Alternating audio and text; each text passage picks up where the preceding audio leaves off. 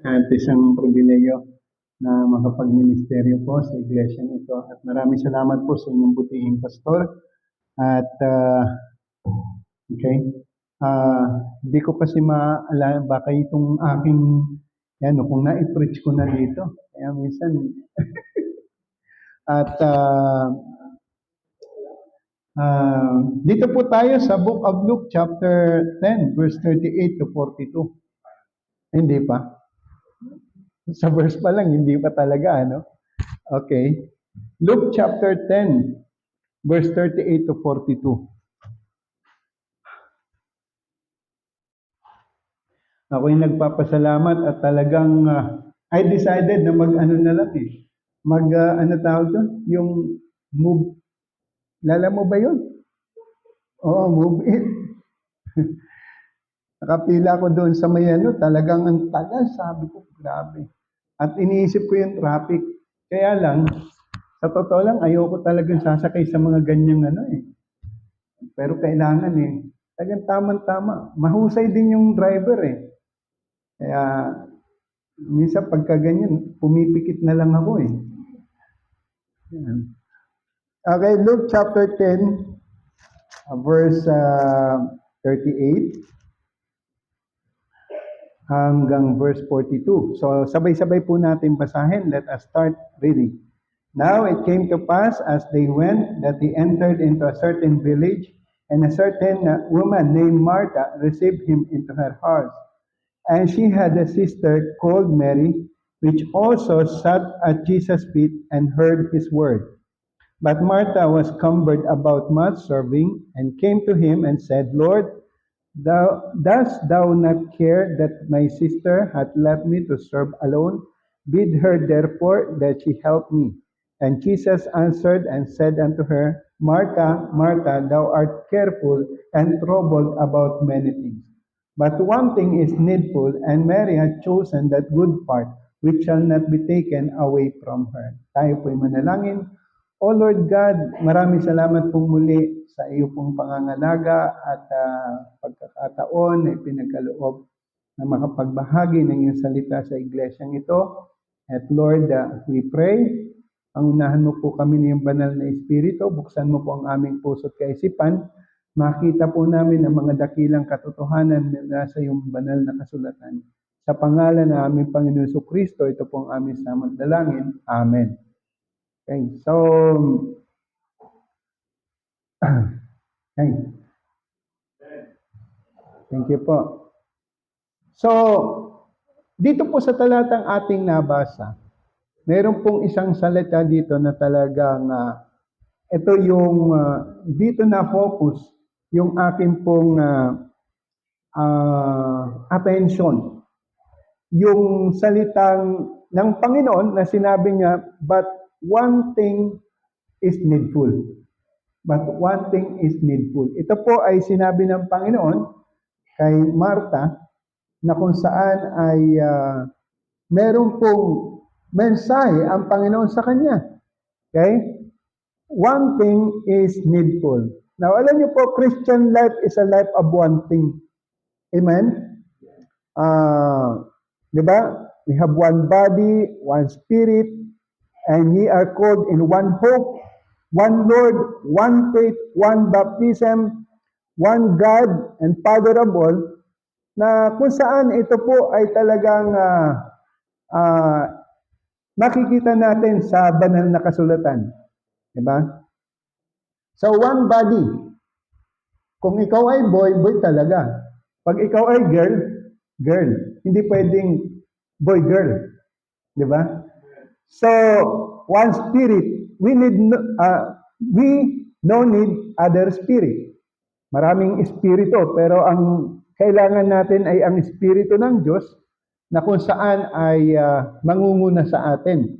And ye are called in one hope, at ang tawag po dito ay the blessed hope, na kung saan meron po tayong pag-asa sa langit na bayan pag tayo po ay kinuha ng Panginoon. Okay? So, one God and Father of all. We believe on monotheism, not on polytheism. Amen? Now, Jesus, reminder na kung saan ay ang ating pong tatawagin na sa langit ay ang Ama po natin. Now, God wanted us to be one in Him.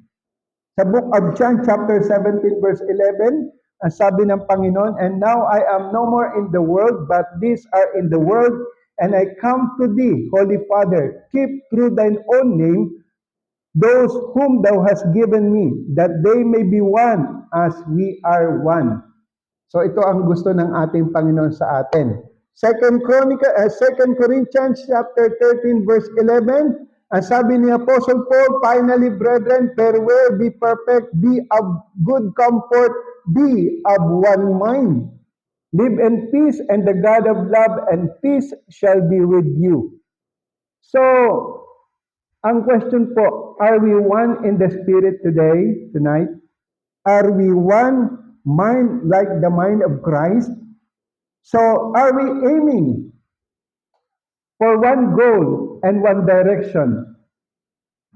So, on our passage, Martha was kindly rebuked by the Lord for being troubled. Sabing, naligalig ba with many things? Now, sino ba itong si Martha?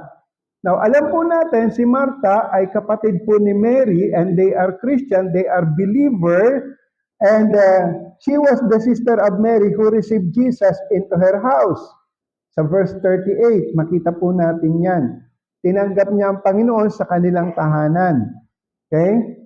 So, na kung saan ito ang pinakamahalagang bagay sa buhay ng isang tao, the most important thing sa buhay ng bawat isa, yung tanggapin niya ang Panginoon. Okay? Hindi lang sa kanyang puso, kundi ganun din sa kanilang tahanan. And kaya nga, napakahalaga na mayroon po tayong katiyakan na si Kristo ay nasa puso natin. And ito pong si Martha ay isang seryosong mananampalataya. Totoo, and she was zealous. Ibig sabihin, masigasig and accommodating believer of the Lord. So, iyan ang makikita po natin dito kay Martha. Okay, and we need that kind of Christian today, and pray to have more Martha in our churches. Okay? Maganda po yung may maraming ganyan din, ano? May yung po accommodating, talagang willing to serve. Pero mga minamahal, ang tanong, bakit siya na-rebuke ng Panginoon? Okay? Why she was kindly rebuked by the Lord? Okay, number one, her priority that time was wrong. Kasi, nung dumating ang Panginoon, talagang kung titingnan natin yung comparison sa kanyang kapatid na si Mary, itong si Mary, ang sabi nga ng Bible, she had a sister called Mary, which also sat at Jesus' feet and heard His word. But Martha was cumbered about much serving. Okay? Nagtuturo ang Panginoon, nag-share ang Panginoon, si Martha ay si Mary, taimtim na nakikinig sa Panginoon. But Martha was cumbered about much serving. Now, serving the Lord is not wrong or bad, but making it our priority more than the presence and fellowshipping with the Lord, we are put ourselves on the side of error. Amen? Hello? Maganda yung naglilingkod tayo. Alam niyo, minsan sa mga pastor, yan din ang nagiging yung talagang focus sa Pero yung fellowshipping with our Lord, yung presence ng Panginoon, iyon ang mas mahalaga. Now, so yan po, her priority that time was wrong, and her attitude is not getting fine. Okay? Bakit ko po nasabi yan? Ito ang sabi ni Martha sa ating Panginoon, Lord, dost thou not care that my sister hath left me to serve alone? Bid her therefore that she help me. Okay? So, yung kabisihan niya, nakakapagod yun eh. Kaya, nung makita niya yung kanyang kapatid, nakaupo lang, feeling niya, mas, kumbaga sa walang halaga yung ginagawa ni Mary, pero mga kapatid, kaya nga nagkaroon siya ng attitude na kung saan ay masasabi nating naging demanding na siya sa Panginoon at yun nga, sabi ni Martha sa Panginoon, "Bid her therefore that she help me." So nagpiling si Martha na siya lang ang naglilingkod at ang gawa ni Mary ay hindi importante. Amen? So may resentment o displeasure na ang kanyang puso. Naging demanding na siya sa Panginoon. Now, if we miss the main thing, ito po kasi ang point dito, na-miss po ni Martha yung main thing. At mamaya, babanggitin po natin ano po yung main thing na sinasabi po dito. Now, if we miss the main thing, our attitude will be changed not for the better. Okay? Now, and then pangatlo, her choices must be corrected. Kaya nga sabi ng Panginoon sa kanya, "Martha, Martha, thou art careful and troubled about many things.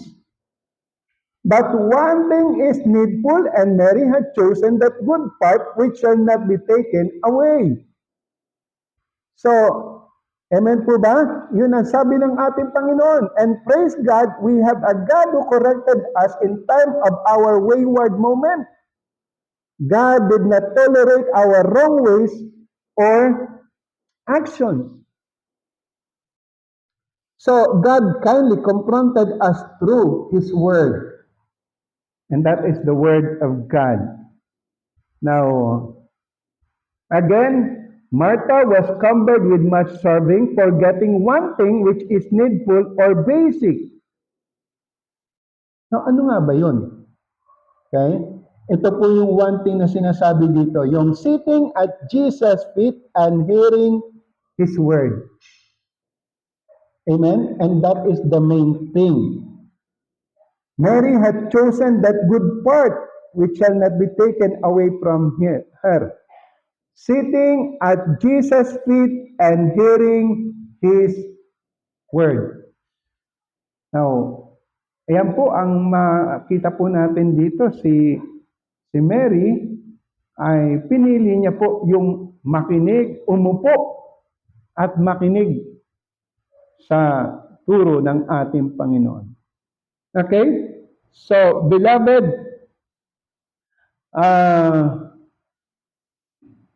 ito po yung ano po, no? Na kung saan, ito po yung pinakamensahe po talaga dito, mga minamahal. And we have to go back on that basic task natin sa Panginoon. Okay? We have to go back on that basic task. Kung saan ay yung umupo tayo, magbulay-bulay tayo doon sa salita ng Diyos. Amen? So, hindi po masama yung tayo masigasig sa paglilingkod. Pero, we need to sit at Jesus' feet and hearing His Word or meditating His Word.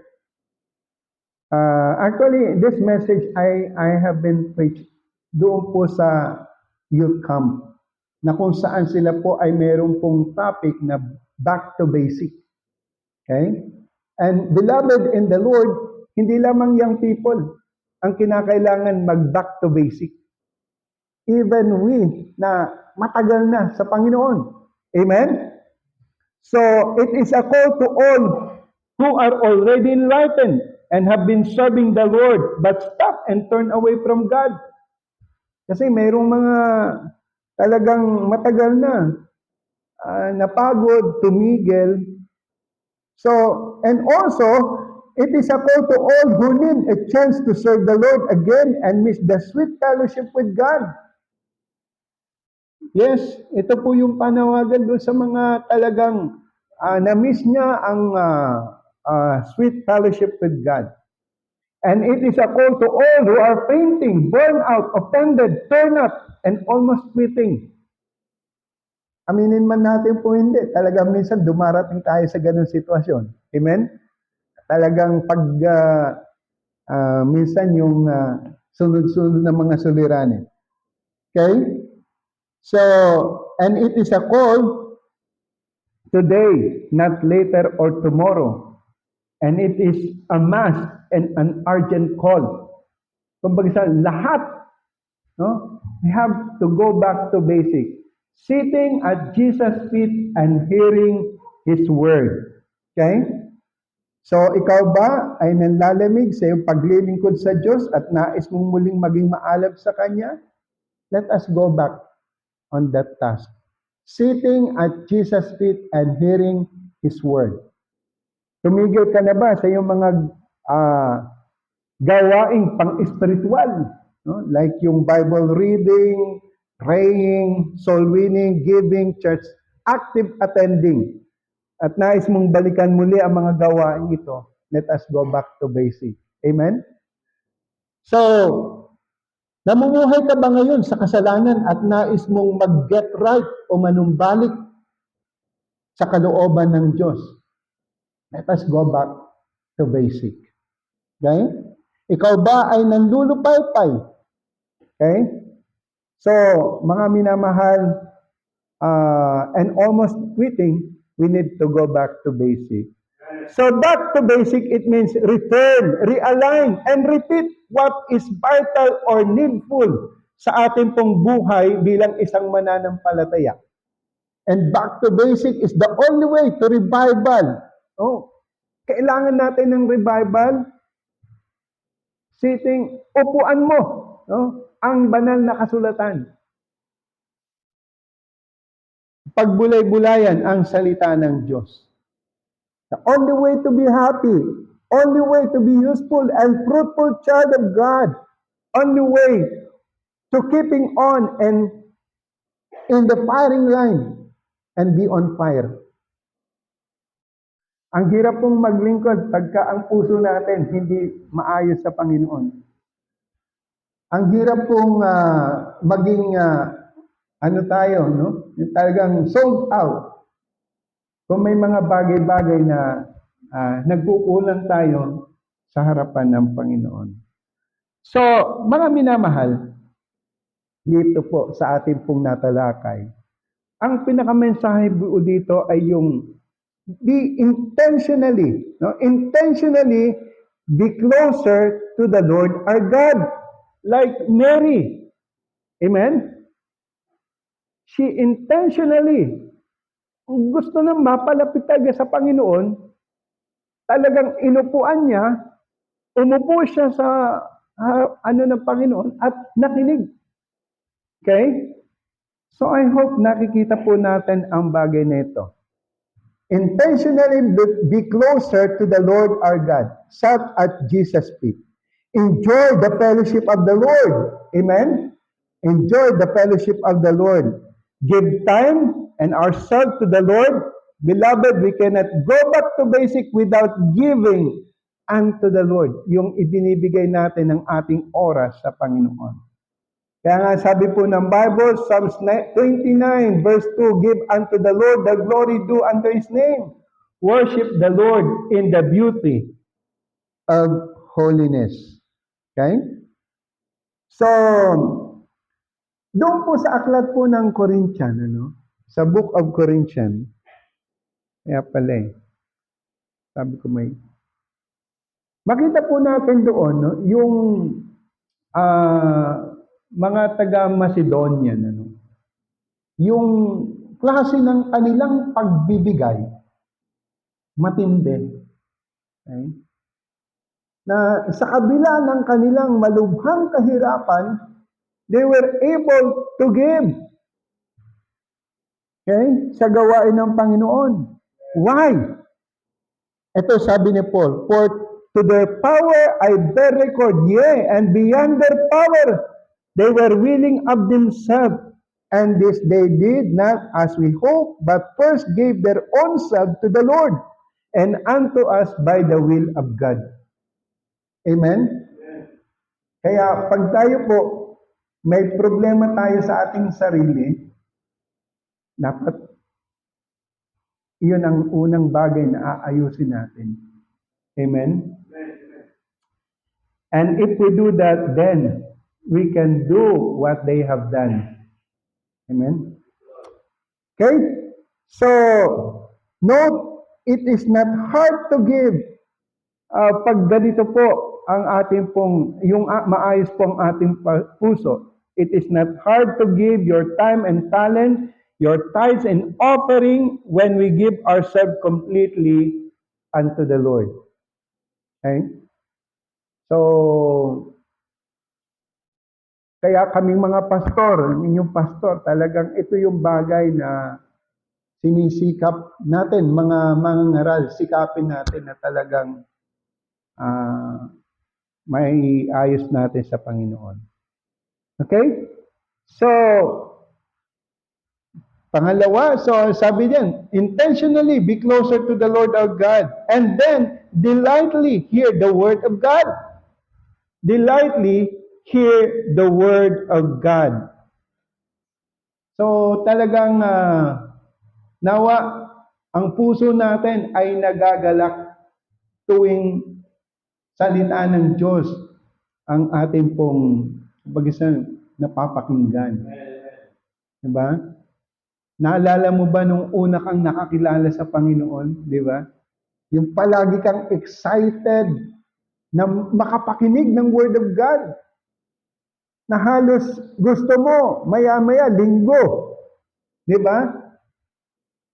Pero lumipas ang maraming taon, tila baga, naging pabigat ang pakikinig ng salita ng Diyos. Linggo na naman. Wednesday na naman. Thursday na naman. So, delightfully hear the word of God. Have a commitment to do it every day. Hindi napakinggan, nagbasa. So, alam niyo po, meron tayong I started to work out, Pastor, yung assignment namin doon sa isang Koreano na kailangan naming basahin yung Book of Mark 100 times. Nagsimula na akong gawin yun every day. Bukod doon sa personal kong devotion. Kasi talagang ako, ang ano ko talaga, every day, I have to read 10 chapters a day. Okay? Pero may mayroong extra ngayon 100 times. Minsan iniisip ko, kaya ko ba ito? May makakagawa kaya sa amin ito? Try ko lang. Talaga, Pastor, ha? Sige. Nadinig niyo yun? Meron pa ba? Sige. Ayun. Kahit sino sa amin, Pastor, ano? Ayun. Isipin mo. Okay. So, yan po. Kasi, mga kapatid, ito napansin ko Pagka ang isang Kristiyano may personal na pagbabasa ng Biblia, hindi siya mahirap i-challenge sa paglilingkod sa Panginoon. At talagang ito yung mga Kristiyano na talagang makita mo, ginagamit ng gusto ng ating Panginoon. Okay? So mga kapatid, let us have a commitment to do it. Okay? Read your Bible from Genesis to Revelation. Sino na po sa inyo dito yung nakapagbasa ng Genesis to Revelation? Iyon. How about yung iba? Di ba? Mas lalo na pag tayo mga preacher, di ba? Kaya ako kung meron mang taon na talagang nagbigay ng challenge sa akin na gawin ito, iyon ay walang iba kundi si Bishop Padua, Efren Padua. Nung kami po ay pumasok, nung first year pa lang kami, nabanggit niya sa amin noon, 50 times niya nang nabasa ang Bible. Nung first year pa lang kami, ngayon tanungin niyo kung ilang times niya nang nabasa ang Genesis to Revelation. Almost magti-300 na. So, mga kapatid, ganun katindi. Kaya si Pastor Padua, minsan, magsalita siya, hindi naman siya dynamic Pero mga kapatid, yung words of wisdom, no? Because of that discipline. Ibang klaseng dating. Okay? So delightly hear the word of God.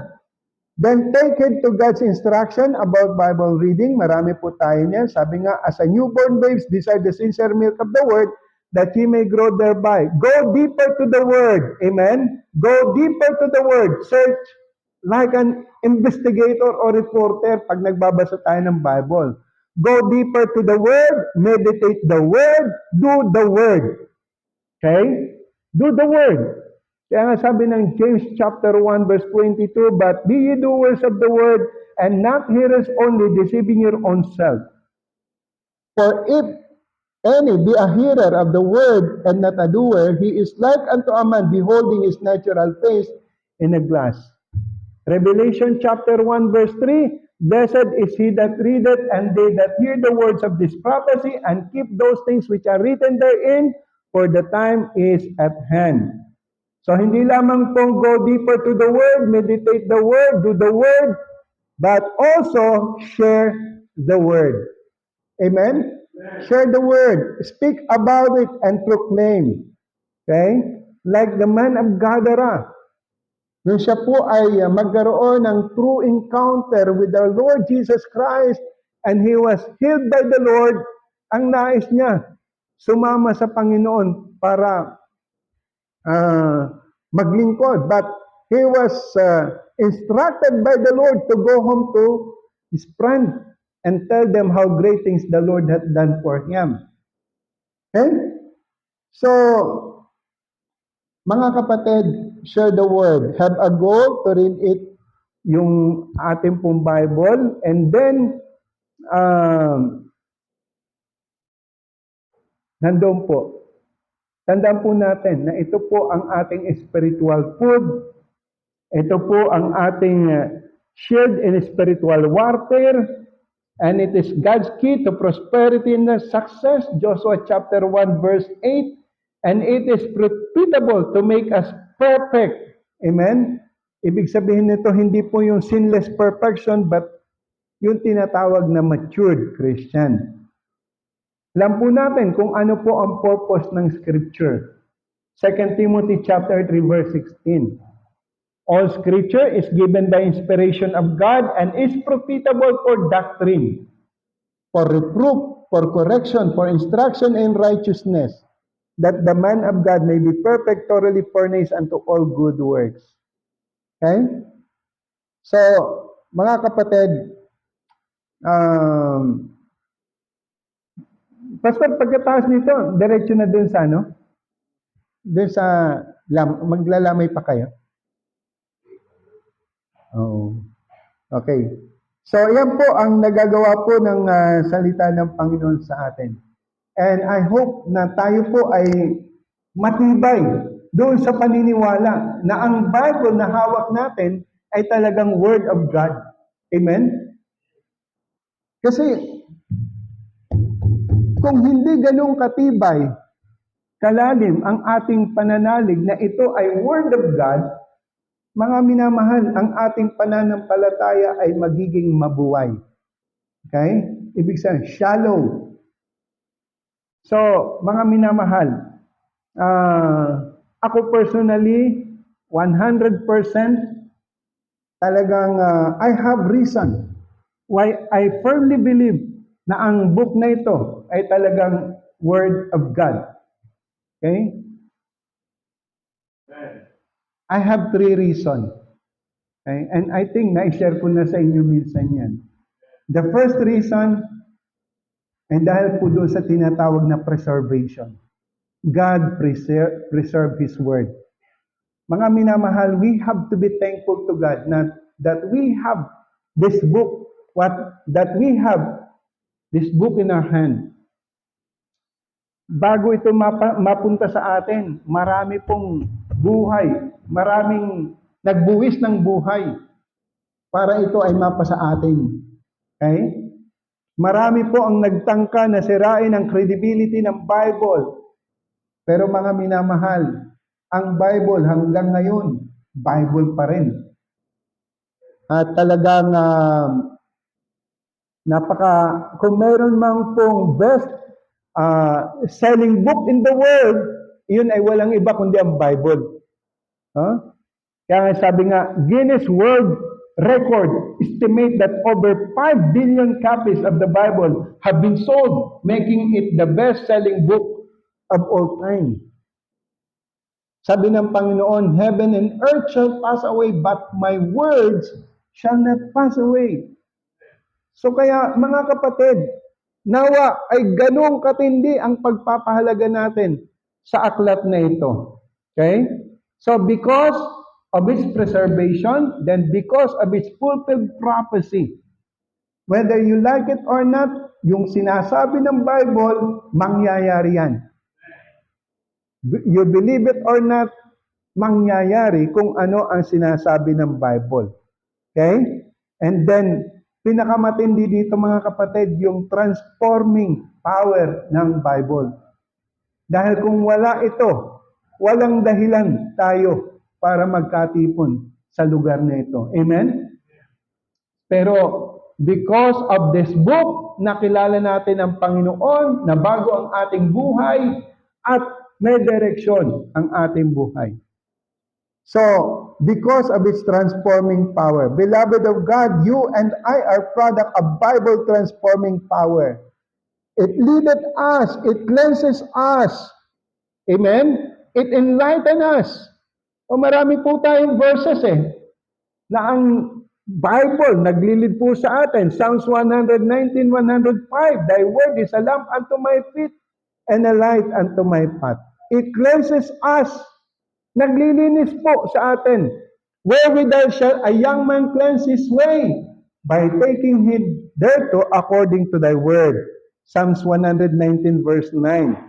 Then Psalms 119 verse 11, Thy word have I hid in mine heart, that I may not sin against thee. Sabi ng Panginoon sa John 15:3, Now ye are clean through the word which I have spoken unto you. Then the word of God enlighten us. Alam nyo, gustong-gusto ko po itong verse na ito. Psalms 119, 130. The entrance of thy words giveth light, it giveth understanding unto the simple. Now, and then it give us peace. I remember sa Bible school, si Ma'am Dim, yung teacher sa music, ewan ko ba, bakit siya yung nagbigay ng, hindi pala, si Ma'am Mercy Santiago. Oo, nabutan mo rin yun, Pastor, di ba? Mercy Santiago, nagturo din yun dun Ewan ko lang, baka nung na kayo nun.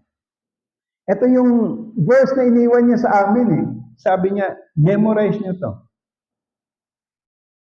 Napakagandang verse nito. Psalms 119, 165. Great peace have they which love thy law, and nothing shall offend them. Amen? Mga kapatid, napakahalaga yung verse na ito kasi ito yung gamot sa mga may sakit na appendicitis. Oo, na Kristiyano. Yung appendicitis. Sabi diyan, di ba? Great peace have they which love thy law, and nothing shall offend them. I am thankful that we have the word of God in our hand. Remember, God's word or the Bible will keep us away from sinning, and sin will keep us away from the Bible. So again, beloved in the Lord, let us intentionally be closer to the Lord our God. So delightfully hear the word of God, then prayerfully choose the right way. Okay? And Mary choose the right way. Okay? So, ito po ang mga bagay na nakita po dito sa talatang ating pong binasa. One thing that is needful. Sitting at the feet of Jesus, hearing His word. Amen? So, Pastor, tapos na po ako. Sinorket ko na.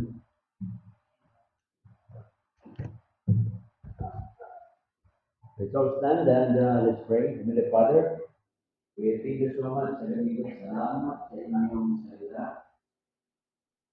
And I pray to Father na yung mga visit sa buhay namin.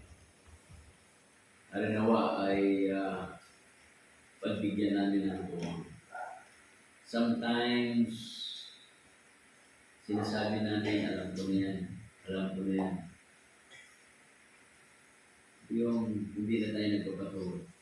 Napakaganda ng ugali ko ni Mary.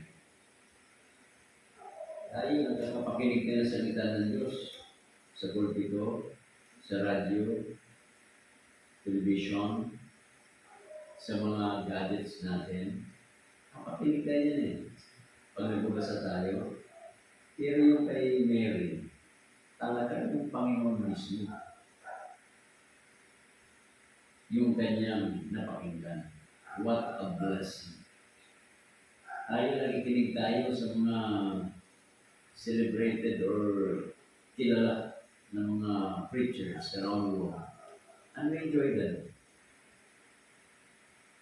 Mga talented. Pero yung kay Mary, napaka-special. Panginoon mismo. Kaya ang ginawa ni Mary, talagang tinupuan niya yan, binigyan ng oras, diligently, nakikinig siya, dinadigest niya ng maigi at maigi. Minsan yun ang kailangan natin. Pag tayo po'y nanambahan, namdamin natin ang salita ng Diyos, unawain natin, i-apply natin sa buhay natin, at tanungin natin ang sarili kung ano yung gustong ipagawa ng Diyos sa buhay ko natin. If God is reminding you through the Word of God, minsan ang salita ng Diyos taken for granted. Sabihin natin, "Oh Father, help me." Na yung salita.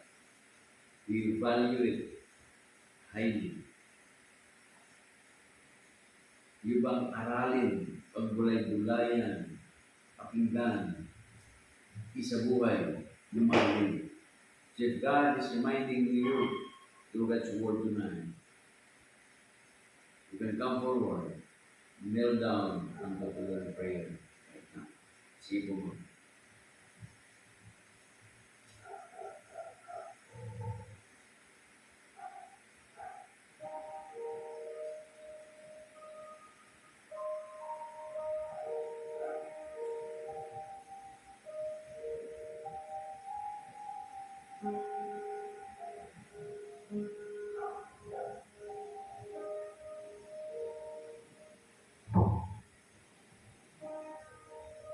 Thank you, Father, sa mga reminders po ninyo sa amin.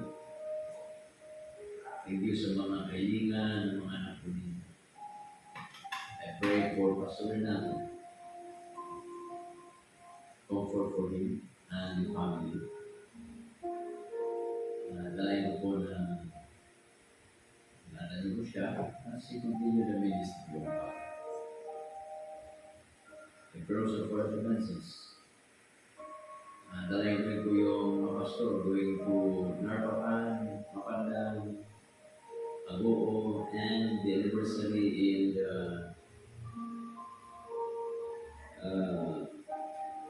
Mangadan under Pastor Alberto Galguera.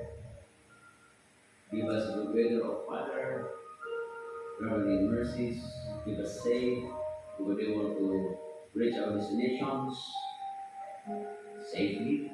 Wala pong aberya at aksidente. Higit sa lahat, gamitin niyo po ang mga pastors to become the channel of blessing to those places of Father. As we part ways tonight, yung mga anak po ninyo who are studying, and we provide their needs, materially and financially. Those who are struggling of Father, provide their needs also, as well as those struggling to make decisions. Tulungan niyo po sila. Yung may mga trabaho, bigyan ng mga pagpapala, kalakasan ng pangakawan sa kanilang workplace, at yung mga walang hanap buhay, bigyan ng hanap buhay, yung mga engaged sa business, ay brother Father, and bless po sila sa kanilang mga negosyo. At sa amin pa sa madalang pagkaiwalay, ingatan niyo po kami, ilis ko mga disgrasya, makita niyo po ang bagay sa akin na tapat at tuloy na lingkod sa inyo hanggang damo sa ginawang pagbulit. Sa ito aking dalangin pinagpasalamatan sa matamis at mga Kristo sa amin sa ligtas. Amen. God is